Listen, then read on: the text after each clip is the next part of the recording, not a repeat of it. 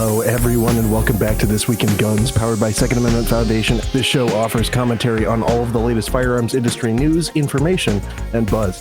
I'm your host, Matthew Rosier, and I'm joined again by, well, this time, a series of rats. I think that's good. It's me. If I had a soundboard, I'd do an echo where all the rats say hello at once. Something like, hello, from the rats. Something exactly like that. Yeah, that would be a good thing. So how's it been? It's been pretty good. It's been busy and tumultuous. I think that's the word. Yeah, tiramisu? That's a terrible. I believe the word is actually tiramisu. Tiramisu. Yeah. But so yeah, we've been gone for a while. I have a good excuse. I know I do this often, but not usually for this long. So of course I was representing CRS Firearms, Matt Hoover, in the auto key card trial in Jacksonville, and that was a multi-week straight trial where it was just 9-10 hour days straight, just in the courtroom, and then prepping for the next day. It was a lot of work, and as a lot of you guys know, that did not go the way it should have. So we're going to talk a little more about that, but worry not, there are still options, and there are things that we have on the table, and both myself and Mr. Hoover feel very strongly about this case. I guess first up, let's talk about this. It's received a fair amount of media coverage, and a lot of people on YouTube posting their opinions of what happens, of course, before any actual information is released on what actually happened at the trial. But it was a long trial where we successfully got all of the government witnesses to admit that basically the thing didn't fall under the definition of a machine gun. Yep. So the thing to understand here is that he was charged only under one clause of the machine gun definition, which was combination of parts designed and intended for use in converting a weapon to fire automatically. On cross-examination, myself and lawyers for the other defendant successfully got the ATF and every other government witness to admit that the auto key card was a single homogeneous piece of steel with a drawing on it. We covered that the depth of the drawing was about 1/1000th of an inch.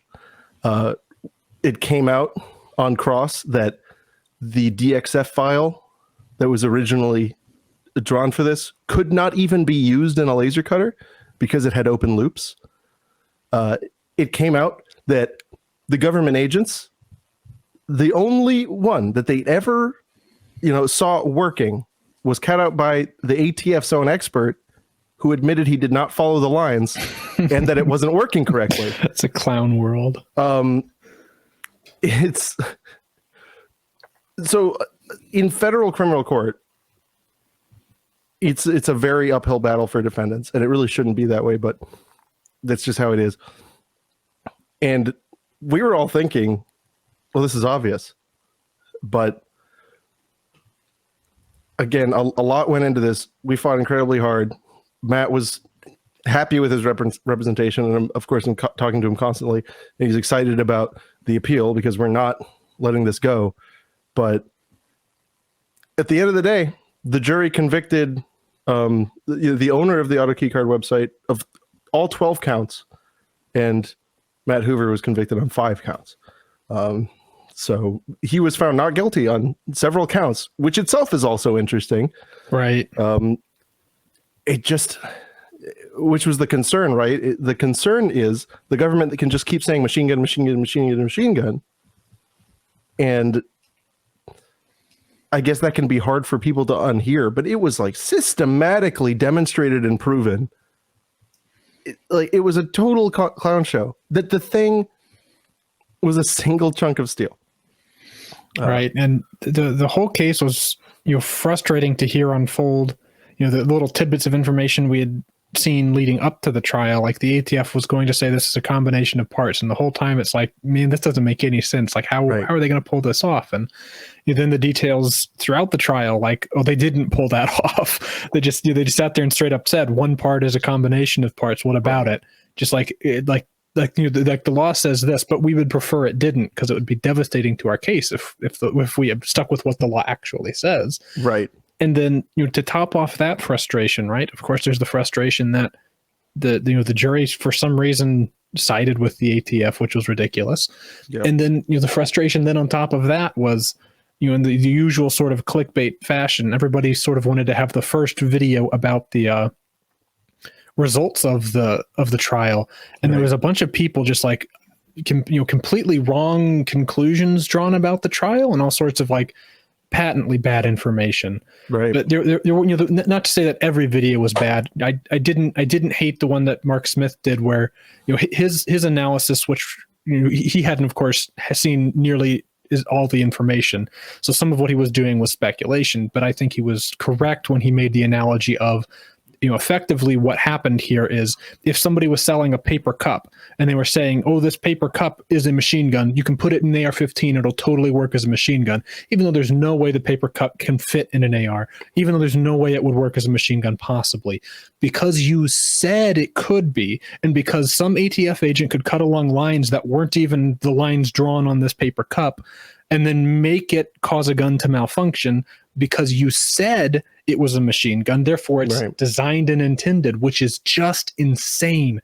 It's because I think we've talked about this before on the show, that if the definition of machine gun is going to include things that can't fire a bullet, right? They're things that aren't firearms. Right. They're not capable of firing bullets, and they're not even frames or receivers for that weapon. That certainly it should have to be things that are actually capable of converting something. Instead of something separated out. The statute is separated out into very specific subparts. Right. So when it's talking about something that is not a firearm or a frame or receiver, it's talking about like there's two clauses. One is a part, a single part, designed and intended solely and exclusively to cause a weapon to function automatically. And then there's the other one, which is a combination of parts designed and intended. And I fought passionately over this. There's no way a homogeneous piece of steel. It's not a combination of parts. It cannot be more than one part. Can't be. And the fight that we were having was basically the other side's argument was that one object can be multiple parts. It's like, well, yes, but the object wouldn't be homogeneous, right? Like when you think of like a music box, right? That's one object, but it has multiple parts in it. And this was, you might hold it in your hand, but there's screws and things holding it together. This is homogeneous. It's like it's raw stock, right? It's like it's a bar of aluminum. It's literally in this case like a flat piece of sheet metal. A bar of aluminum is no more an M16's receiver than this card was a machine gun by any means. And then the part that just boils my blood is that down in the nitty-gritty details, this thing wasn't designed and intended to convert a gun to be a machine gun. The thickness of the steel was wrong to make it work as a lightning. Like that alone. The manufacturer never called, and this came out, never called out thickness. Never even, it was never specified. He just handed over the DXF and told them to put it on whatever. It was cheapest. Like it's on the wrong thickness of steel, right? It wouldn't work as a machine gun. The actual lines, the drawing on the thing weren't right. It wouldn't work as a machine gun. And it just infuriates me that the ATF can stand there in front of a jury and be like, yes, this thing that was designed and intended to be a machine gun, which actually wasn't. Like the only design and intent they can point to is the fact that they were like sort of tongue in cheek about advertising it sometimes. Right. But you can like if you tongue in cheek advertise a paper cup, does that make it a machine gun? Because I don't think so. It can't work that way. You have to materially alter the thing that's actually sold to make it one. Right. It's very, very frustrating. And from everything I've seen and heard so far, it seems like an extremely strong case was made for appeals during the trial. Because, especially if like you get the government's witnesses to come right out and say, like, no, this didn't actually work as a machine gun. No, this didn't. No, I didn't actually cut along the lines. And they didn't recover in all of the resources they spent traveling around the country recovering these things. You know how many they recovered that were actually, cut out and manufactured into something? None. 0. Not but they found one guy who worked at a tool and die shop who and this is one of the questions I asked of the ATF's, expert who had manufactured one to his own drawing, right? These are lines. There's lines on here, and these lines have thickness, right? And he was like, well, yeah, of course. I said, so how did you know where to cut? On the outside, inside, or along the middle? And you know what his response was? I followed the line. Huh. And then the guy who worked at the tool and die shop was like, oh no, of course. Who tried to make one of these, that one of their witnesses says, I cut to the outside of the line first. It didn't do anything. And then I cut to the center of the line and it didn't do anything. And then I cut and obliterated the line and it didn't do anything. And I mean, it's because the thickness is wrong, right? Because if you're familiar with how a lightning link works, it is like on the ragged edge. Dimensionally speaking, it has to be very, very close to perfect in order to have a chance of working correctly. Because it's a very backwards way of making things work in the first place. The thing about a actual lightning link is that it's not really a two-dimensional part. Correct. It has to have a certain amount of flex, and they have to be tuned, which tuned to individual disconnectors. Yes. And individual, because guess what? When these bolt carriers were made, when they were cutting them back, those were an arbitrary length. That wasn't really a mil spec, right? It was, they just wanted to cut back the trip on the back of the bolt. Cutting it back far enough it wouldn't touch an actual autosear. Right? So this whole thing, anyway, I just figured you guys would want me to break the silence on that. Of course, my client authorized me to talk about it publicly, and we're going upstairs. There's no two ways about it. It's got to go upstairs. And I will tell you, he was such a champ about it. Is really, say whatever you will about that guy. He was a champ. When, he was really confident that he was going to be acquitted. And then when the verdict came down, he just looks at me and he says, well, guess I might get my name on a 11th Circuit case. That's balls. That's really big. Yeah. But I will tell you, there's a human side to all this, and having to take his jacket and his keys and everything and get in his car to drop it off to his wife and, young daughters. That's something that people don't. Nothing can prepare you for that. Yeah. And nothing can prepare you for that. And it's truly horrible what they're doing here. Because look, whatever you think about the auto key card, I think it's clearly not a machine gun in the law, but it's certainly not a machine gun beyond a reasonable doubt. You're certainly not on clear notice that this is a prohibited article. And the reason that it's incumbent on, and the reason we have the rule of lenity, which this entire thing spits in the face on, is because the human consequence of felonious treatment of an item is so severe. It's felonious treatment is for serious things like murder and arson and things. I don't see a moral justification for a guy who stands accused of talking about a drawing on a card to then be then his family's in a position where I'm handing, giving them back their car. And I'll tell you, man, his daughter looked up at me and just said, I miss daddy. Holy shit. Yep. I'm never going to be the same. And I'm not going to stop fighting for him. And I mean, I can't believe just how much strength he's had through this whole thing, but it's horrifying. Over a card, which, for the record, the ATF was so concerned about these cards that they went out of their way to collect 6 of them total and be like, the rest are fine. They don't matter. They contacted 40 something people. Of the thousands and thousands they allege were sold. Yeah. They contacted 40 something people. So the first, and they had their little code names, and there's Operation Lightning Strike, right? Which is That's terrible. It's so awful. And then they had Operation Auto Keycard Retrieval, where they wandered around, picked up a handful, and then literally admitted on the stand, stopped because they determined it was not a priority. And I'll just tell you, for a week and a half, we had witnesses from the Postal Inspection Service. We had like 5 different people from the Post Inspection Service to like sitting here and say, "Oh, they mailed him. They mailed. This is his car when he went to the mailbox." Like, for all this time, and then you know how much 2 weeks, I'm telling you, and you know how much evidence they had that this thing was a machine gun.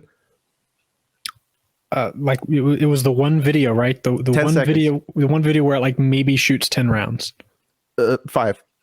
5 rounds. There you 10-second video, no, without showing that the thing functions semi-automatically without it, and where the operator admits that it's malfunctioning, it's hammer follow, right, and that he didn't cut along the line. That, like you know, we talked about. I guess we'll get into it because I've seen a lot of people sort of misunderstand the question of like, oh, it was malfunctioning. A couple of places have reported now that, oh, they made it work by malfunctioning. Mm-hmm. So with AR-15s, they can, AR-15s can slam fire. Early in the design, it was like an actual problem. Right. So they resolved that by specifying harder primers for the military, and they also resolved it by making the firing pins lighter. And sometimes you can make firing pins heavier to avoid it. Sometimes you can make them lighter to avoid it. They found lightening the firing pin is what helped the AR. However, because it's still sort of on the ragged edge, like if you chamber a round in an AR and then you jack that round out, you'll notice a little kiss on the primer where the firing pin did bounce off of it, just not with much force. So you can do in an AR-15, like if you remove a disconnector from the standard AR-15 fire control group, it will do what's known as hammer follow, where the hammer follows the bolt home. That hammer will have a little extra inertia applied to the firing pin, which will give you a little bit bigger divot. So if you use extremely soft primers, or you use an extra heavy hammer spring, or maybe you lighten or heavy in your firing pin a little bit, you may get to the point that it's able to touch off a round as the gun closes with the hammer following. This is, of course, extremely dangerous, but can lead to a gun firing, as soon as the gun slams shut. Right. And so this is a malfunction, right? This isn't supposed to happen. And of course, maybe if you did it intentionally, there could be some conversation about whether or not that constitutes a machine gun. But it happening accidentally is a thing that can happen, right? Disconnectors can wear down if you've got a lower receiver, right? And if you've got a lower receiver where the pinholes were drilled somewhat incorrectly, you may have run into this yourself, right? I've seen it on Anderson lowers, like cheap lowers and cheap fire control groups mixed together. It can happen. Hammer follows do.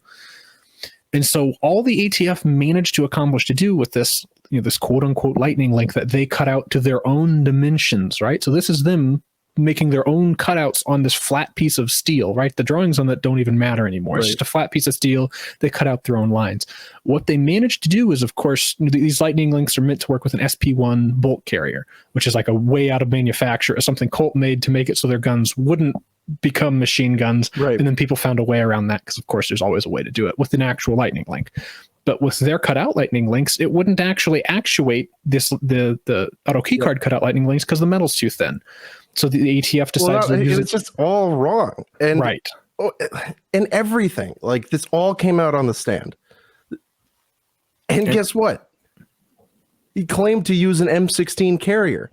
Right. So there's no conceivable way it was functioning as it intended. And he said on the stand, was not functioning as a lightning link would be designed and intended. Right. So they ended up putting an M16 bolt carrier in a SPO1. We don't even see. That's the thing. We don't know what components were in this gun. It wasn't disclosed. They didn't show it clearly. That. We fought about that. It's like all of these things. We fought over everything.